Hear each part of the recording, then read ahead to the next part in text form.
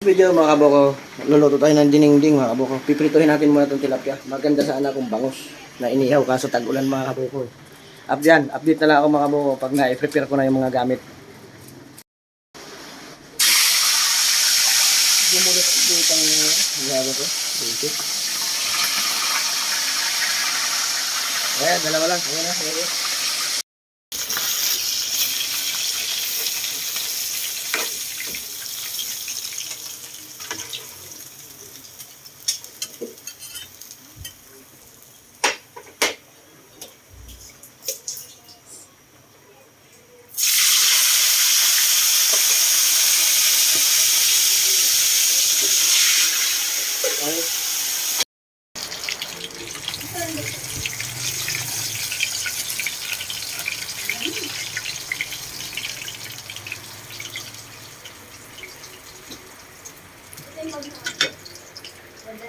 Kaya natin mga kabuko yung bulang lang.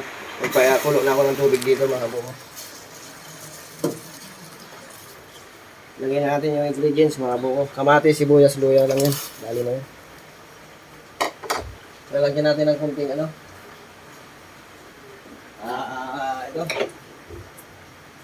Bagoong. Konti lang. Yan. Goods na yan mga kabuko. Yan. Pakuloy natin muna mga kabuko ng makulo. Ay, lagay ko na rin pala ito mga kabuko. Yung kamuti. Para maluto na. Matigas to eh. Para yung sabaw medyo matamis-tamis. Sabay na rin natin itong mais mga kabuko. Bagong bulang lang yan mga kabuko. May mais.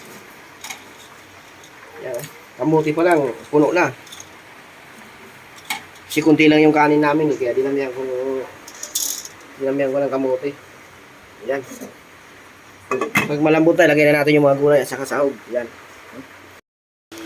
Titingnan na natin, malambot na to. Ilalagay na natin yung gulay, medyo tumugods na eh. Yan. Bulang lang mga kabuko. Na may tingnan mo dito na to. Makasarap yan. Ito yung pansahog natin mga kabuko. Oh. Sarap. Sarap ko naman ng kain. Lagay na natin yung gulay. Huli na natin yung isda kasi luto na rin naman yun eh. Pulinito ko yan. Para hindi madurog. Yan ang mga sikreto ng mga gwapo. Bulang lang. Bulang lang na may mais. At maraming kamote. Haluyot, ulokbate. Talbos ng kamote. Dali na, tibag na yan. Tapos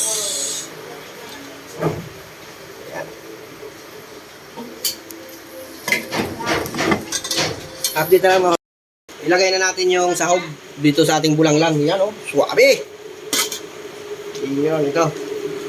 Puro ulo lang ang ilalagay natin mga kabuko. Kasi di ko makain yung mga anak ko ng ulo eh. Pampaano lang naman yan lasa.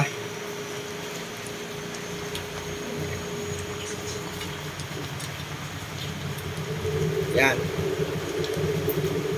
Ito, sa mga anak ko to mga kabuko. Kasi tanong ko sila kalab, kahit hindi nila ako lab, okay lang. Kasi lab ko sila. Ha?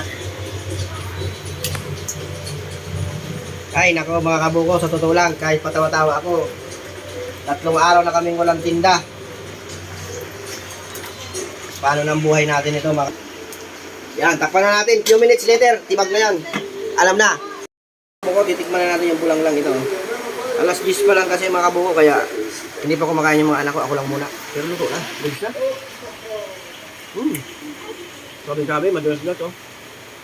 5 lang, kapilaan.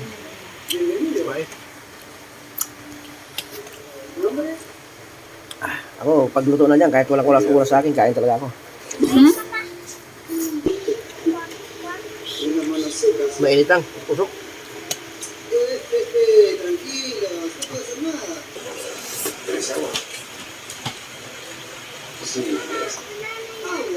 Sarap din pala mga kabuko pag hinalo ako ng mais yung bulang lang. Saka yung kamote. Yung sabaw niya matamis-tamis. Sarap maghigop ng sabaw. Mapaparami talaga yung kain mo nito mga kabuko. Tapos ipiprito mo yung isda mga kabuko para hindi siya malangs. Bangus sana mga kabuko eh. So kahit paano mababa ng konti.